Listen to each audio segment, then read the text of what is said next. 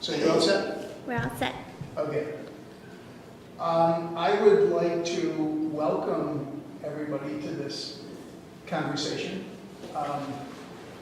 As I indicated, the purpose of getting together today is to talk about Porsche, the experience of owning a Porsche, particularly in the early days, and these three gentlemen were part of that experience. But I'd like to talk about the experience. I'd like to talk about the evolution of the Porsche Club of America, because that sort of spawned out of Porsches becoming cars that we saw on the roads in America, not many of them, but some of them. And we'll talk as well about some of the people that are associated with Porsche, some of the personalities. But just by way of introduction, I'll first introduce Gene Lucian. And Gene has been involved since the very beginning. Gene is an original charter member of the Porsche Club of America, one of 91, Gene? One of 91. And that took place in 1954, 55. 55. December 55. December of was the 55. first panel. Yes. Bob Claypool. Bob is visiting from California. Bob comes back to Milwaukee every year, and we took advantage of this opportunity.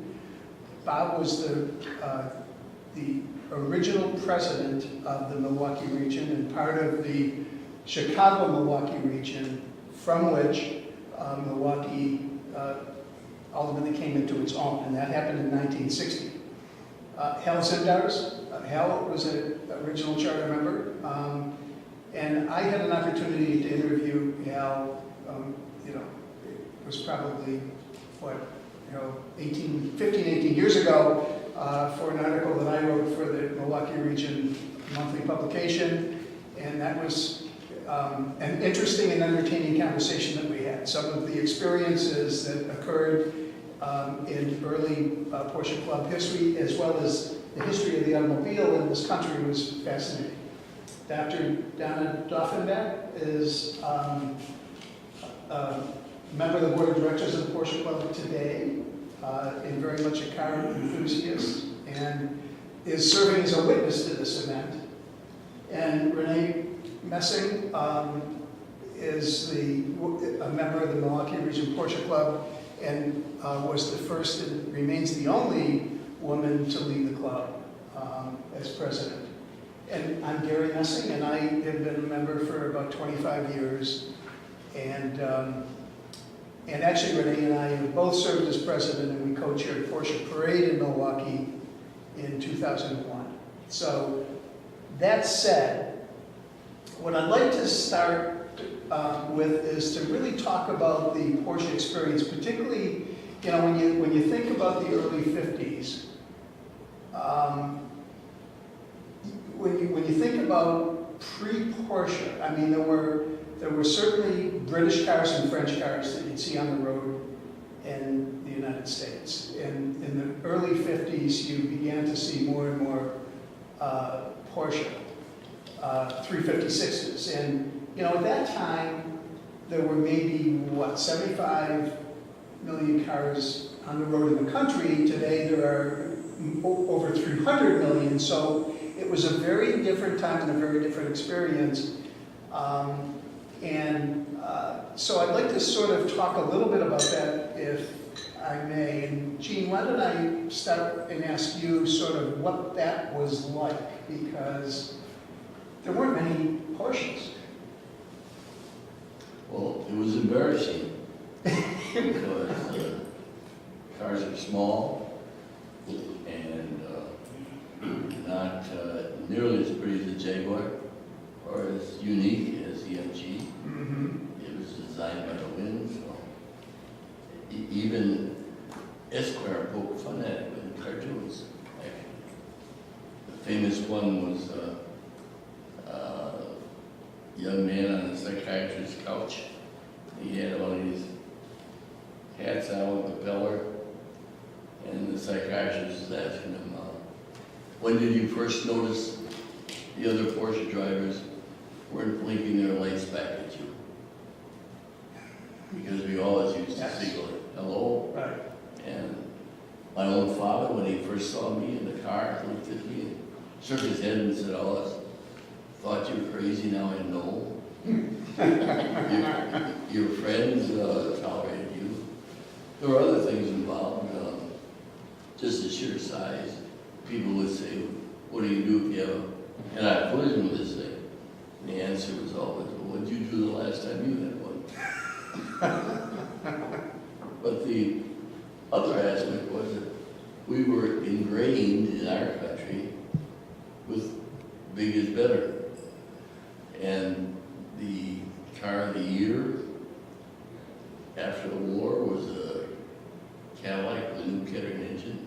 Mhm. And it was really a marvelous car. I had one. And the larger it was, the better it was.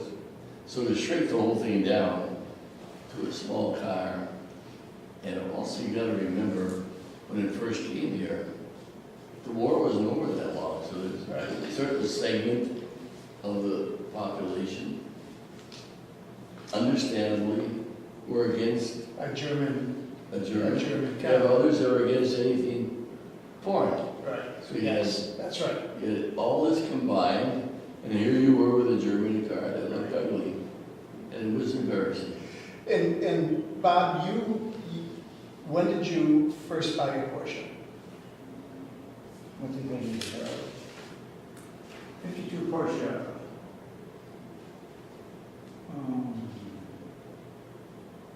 And who did you buy it from? Mrs. Carrie Gottheim and Triggev Gottheim. Is that the sales? No, the Benz. Okay. 1952.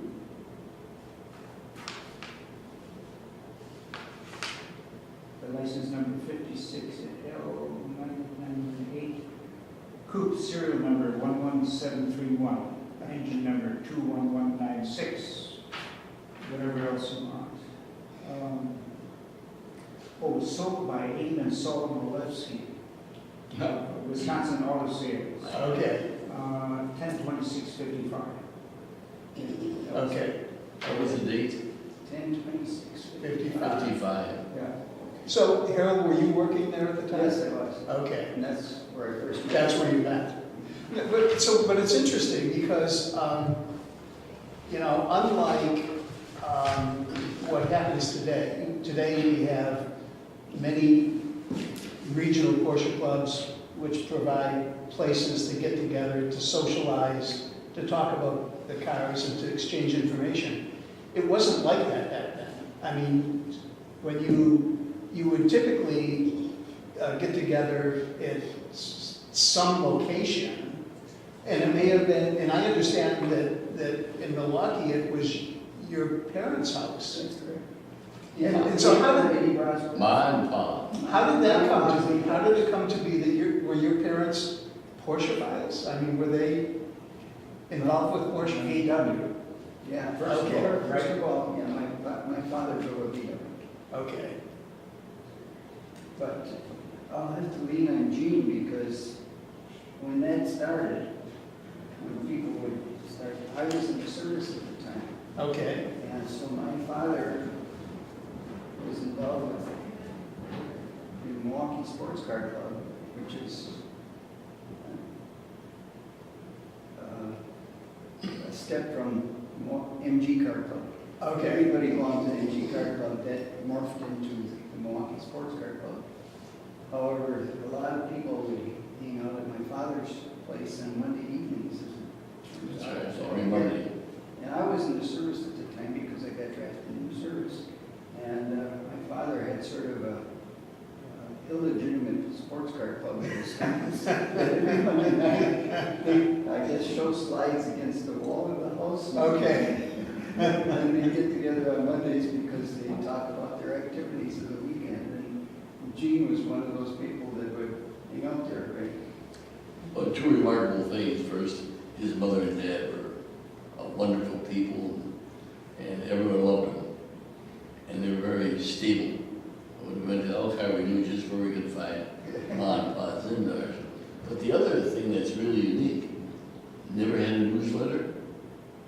never ever advertised. Right, It was just happened every Monday.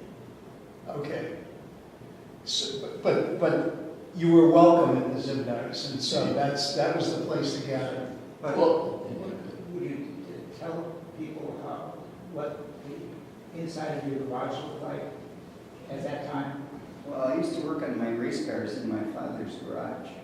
And to my knowledge, it's the only carpeted garage. It wasn't really.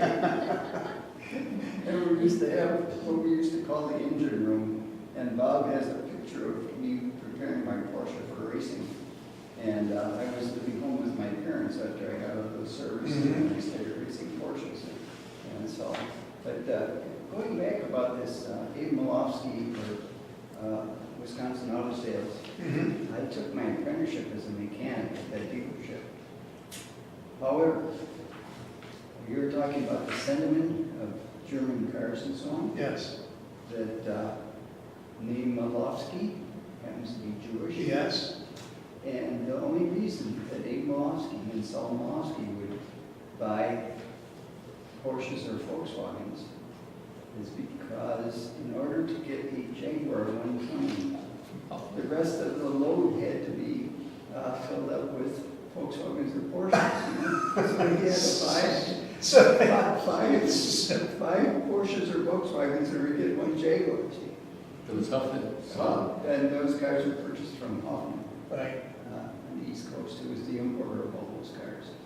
So that was the deal that my boss had to put up with. So he was coerced into buying these German cars. He didn't. he wasn't happy about He didn't like it, them. but he wanted the Jaguar, he had He enough. wanted the Jaguar. That's So fine. whatever he did. Well, there were other gathering places.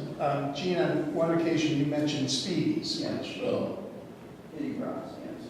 that was on Leet Street, Yes. Holly Road, Hollywood.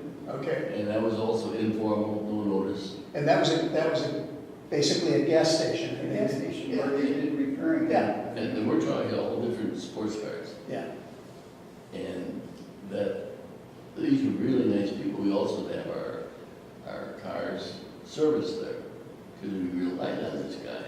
You know, it was tender with the cars. And where else would you go?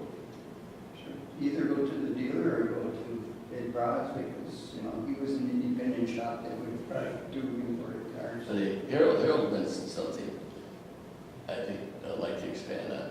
He mentioned there's different clubs. And that's all has to do with how our club started. Is before, when we bought your car, when I bought mine, there were no clubs, and I brought this along. As an exhibit, Yeah, it's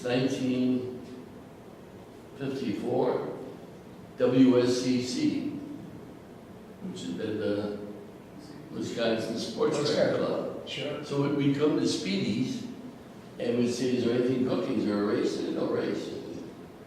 Well, let's have one. Okay. Well, let's have a club. So we start a club. So clubs proliferated. There's many of them throughout southern Wisconsin. And they come along sometimes for one or two events and another one. So before the Porsche Club, there were many clubs, primarily the MG for common people, and then your more wealthy people up on the east side and the SCCA. Yeah. Mm-hmm. So, back before it all started, Right. were all these clubs in the abyss, so to speak. Well, the